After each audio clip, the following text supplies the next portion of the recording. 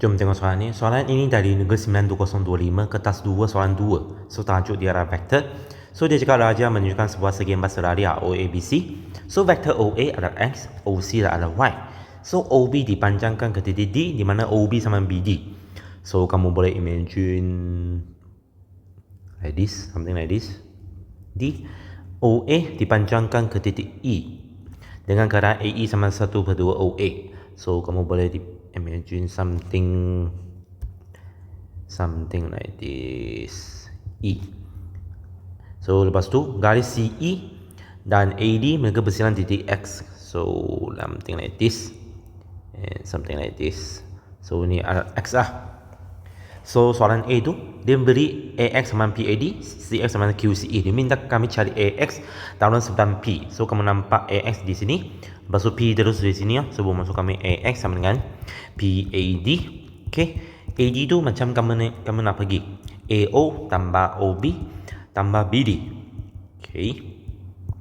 So, AO adalah X.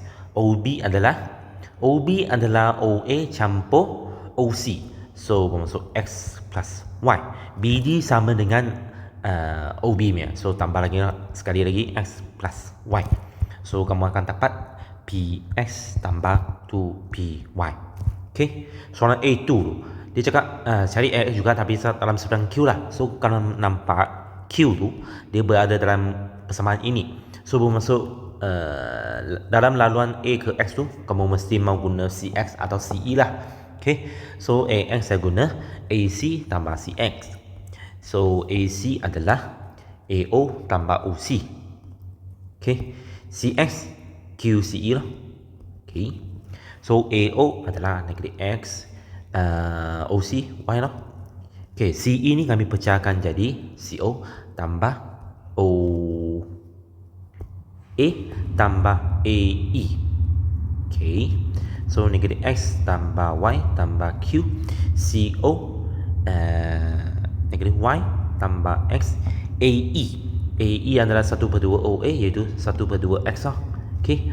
So, bermaksud lalas kamu akan dapat 3/2 Q tolak 1 X campur 1 tolak Q Y. Okay. Soalan B tu dia suruh kami cari nilai P dan Q. So, bermaksud kami bandingkan lah, berkali bagi vektor X dan Y kami yang dapat cari di A1 dan A2 tu. So, kami bandingkan berkali bagi vektor X dahulu. So, bermaksud P sama dengan 3/2 Q minus Y. Untuk Y pula 2P equal to 1 minus Q. So, kami boleh ganti lah. Yang benda ni kami gantikan ke sini ya. So, 3/2 Q minus 1 equal to 1 minus Q. So, bermaksud 3Q minus 2 equal to 1 minus Q and 4Q equal to 3. So, Q equal to 3/4. So, kamu gantikan Q ke dalam ni. So, bermaksud P sama dengan 3/2, 3/4 minus 1. So, sama dengan 1/8.